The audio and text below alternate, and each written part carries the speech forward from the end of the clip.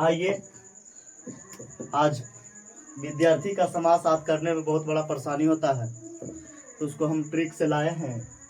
समास का डिफिनेशन होता है, परिभाषा होता है, जब दो या दो से अधिक शब्दों के मेल से नया शब्द बनता है तो इस प्रक्रिया को हम समास कहते हैं। जैसे देखिए, गंगा जल, दो शब्द है, गंगा जमा जल। जमा जोड़ को बोलते हैं, हिंदी में जोड़ को जल बोलते हैं, जमा बोलते हैं।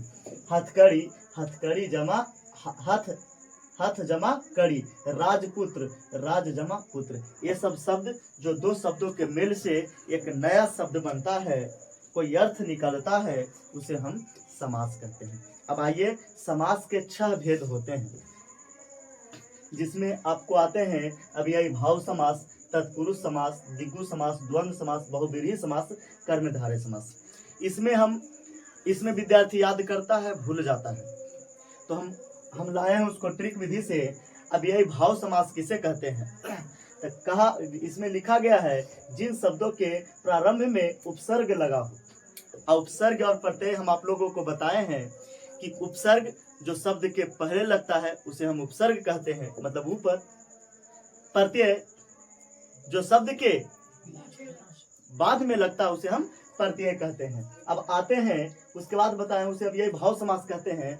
ये सब उपसर्ग है, यथा, नीर, या, अनु, प्रति, लिखे, प्रति, प्रति आदि, ये सब क्या है? ये सब उपसर्ग है। जैसे हम प्रत्येक लिखे हैं तो प्रति जोड़ एक, एक आपका शब्द है और प्रति आपका उपसर्ग है, जोड़ के बना दिए उपसर्ग, जोड़ के बना दिए अब यही भाव।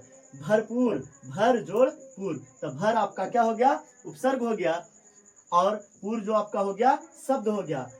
आजन्म, आज आपका उपसर्ग हो गया, जन्म आपका शब्द हो गया। तो इस सब से जोड़ को, जिसमें हम पहले उपसर्ग को जोड़ते हैं, उपसर्ग में किसी शब्द को जोड़, मतलब किसी शब्द में उपसर्ग को पहले जोड़ते हैं, उसे हम क्या कहते हैं? अब यही भाव समास। फिर से सुनिए, हम बोले कि जब किसी शब्द के पहले उपसर्ग को जोड़ते हैं उसे हम अब यही भाव समास कहते हैं। कहने का मतलब मेरा हुआ कि हम देखेंगे कि शब्द के पहले, जैसे देखिए ना, प्रत्येक, एक के पहले प्रति जुटा है, पूर्व के पहले भर जुटा है, जन्म के पहले आ जुटा है। ये सब ऐसे शब्द को हम उपसर्ग और प्रत्यय आपको पहचानने आता है, तब यही भाव समास आप आसानी से पहचान जाएंगे। तत्पुरुष समास, आइए, इस समास में आने वाले कारक का, जैसे कर्ता ने कर्म को करण से, सप्रदान के लिए अपदान से संबंध का के की, तो इसमें हम ये देखेंगे कि आपको कारक चिन्ह आता है कि नहीं। तो का, के, का, की, को, के लिए, में, पर, से, अगर ये सब शब्द आ जाता है तो उसमें हम कौन समास लगाएंगे? तत्पुरुष समास लगाएंगे। जैसे देखिए ना, चिड़ी मार, मतलब चिड़िया को मारने वाला, आया कारक का चिन्ह को, तो ये सब शब्द को हम क्या कहेंगे? तत्पुरुष समास। अब आ जाएगा आपको एग्जाम में डिफिनेशन बहुत कम, नहीं के बराबर पूछेगा, लेकिन ये जरूर पूछता है चिड़ी मार कौन सा समास है। अब हमको पता नहीं चल रहा, तो उसको हम विच्छेद करेंगे, विग्रह करेंगे। तब विग्रह करेंगे तो चिड़िया को मारने वाला। अब चिड़िया को मारने वाला मतलब चिड़ी मार। जैसे देखिए, रोग मुक्त, रोग से मुक्त, आ रहा है ना से, तो रोग मुक्त, ये सब हम शब्द को क्या कहेंगे? तत्पुरुष समास। जैसे गौशाला, गौ के लिए शाला, मतलब गौ का मतलब गाय का घर को गौशाला बोला जाता है, तो गाय का घर, तो गाय के लिए घर। आइए, इसमें आप बीती, कचुआ आप बीती, आप पर बीती, इसमें देखिए पर आया ना, तो सब कारक का चिन्ह जिसमें लगा रहेगा उसको हम तत्पुरुष समास कहेंगे। फिर से आइए, तीसरा नंबर, दिग्गु समास। दिग्गु समास में संख्यावाची हमेशा लिखले होंगे, प्रथम पद संख्यावाचक हो। प्रथम पद क्या हो? संख्यावाचक हो। जैसे देखिए ना, चौराहा, चौराहा प्रथम पद संख्या है ना। सप्ताह, त्रिकोण, दोपहर, नवरात्र, ये सब आपका क्या हो गया? दिग्गु समास हो गया। मतलब संख्यावाची हमेशा दिग्गु समास होते हैं। लेकिन यहाँ पे आप लोग हमेशा कंफ्यूज होइएगा। अब बार बार यही क्वेश्चन देता है, द्विगु समास आपको द्वंद्व समास, द्विगु समास आपको बहुब्रीहि समास, दोनों में आप हमेशा कंफ्यूज रहिएगा।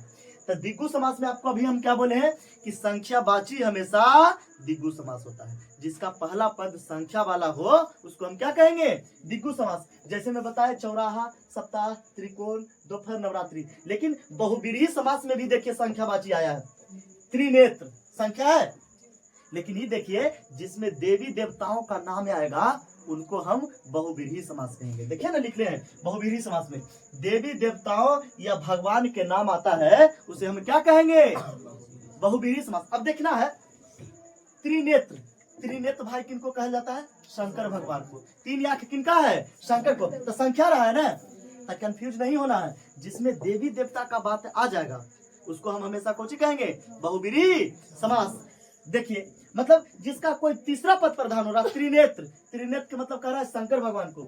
चतुर्भुज, अब चतुर्भुज देखिए ना, अब चतुर्भुज से संख्यावाची ना है, चार भुजा वाला, तो चार भुजा वाला। लेकिन चतुर्भुज किनको कहा जाता है, विष्णु भगवान को। आ गया बहुब्रीहि समास में। दशानंद, अब 10 गो आनंद, 10 संख्यावाची हो रहा है ना, लेकिन भगवान किनको कहा जाता है, रावण को कहा जाता है। दशानंद किनको कहा जाता है, रावण को। घनानंद, घनानंद किसको कहा जाता है, तो कृष्ण को। घनानंद किसको कहा जाता है, कृष्ण को। तो जिसमें देवी देवताओं का बात होता है उसे हम बहुब्रीहि समास कहते हैं। अब आ जाइए द्वंद्व समास के बारे में। तो द्वंद्व समास में कुछ नहीं देखना है, इसको योजक चिन्ह बोला जाता है। इसको कुछ बोला जाता है, योजक चिन्ह।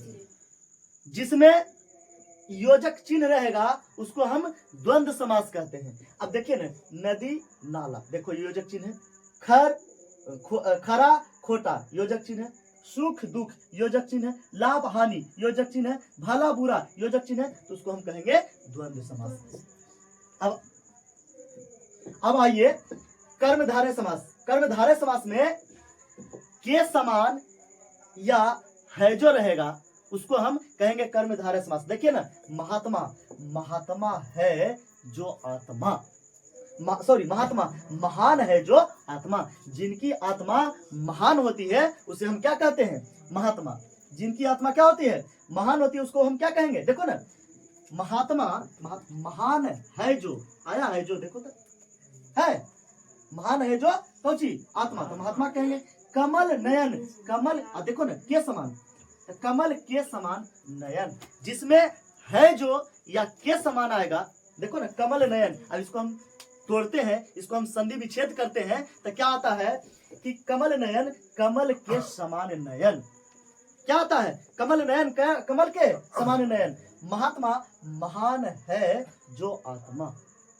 तो जिसमें है जो या के समान आएगा उसको हम कौची कहेंगे, कर्मधारय समास। फिर से आते हैं, एक बार देखिएगा एकदम, बस छौ को है, छौ को एक बार फिर से दोहरा देते हैं। अब यही भाव समास रहेगा। अब यही भाव समास हम कब पहचानेंगे, जिसमें पहला पद, जिसमें पहला पद मतलब जिसके पहले उपसर्ग जुटा हो उसको हम क्या कहेंगे, अब यह कहेंगे। जिसके पहले उपसर्ग जुटा रहेगा उसको हम क्या कहेंगे, अब यह कहेंगे। तत्पुरुष में क्या कहे, तत्पुरुष में कारक का चिन्ह आना चाहिए। जैसे तत्पुरुष में कारक का चिन्ह आना चाहिए, चिड़ीमार, रोग मुक्त, गौशाला, ये सब कारक का चिन्ह है। द्विगु समास में हम क्या कहे, द्विगु समास में संख्या आना चाहिए, पहला पद क्या आना चाहिए, संख्या। चौराहा, सप्ताह, त्रिकोण। द्वंद्व समास में हम बोले योजक, ये वाला जो चिन्ह देख लेगा सबसे अच्छा पहचाने के, ये वाला जो चिन्ह देख लेगा योजक चिन्ह। जैसे नदी नाला देले रहेगा, आपको कहेगा ना इसमें से कौन सा द्वंद्व समास है, तो देख लेंगे। जेकरा में ये वाला रहेगा ऑप्शन में उसको क्या कहेंगे, द्वंद्व समास। बहुब्रीहि समास देवी और देवताओं का बात करेगा उसे हम बहुब्रीहि समास कहेंगे।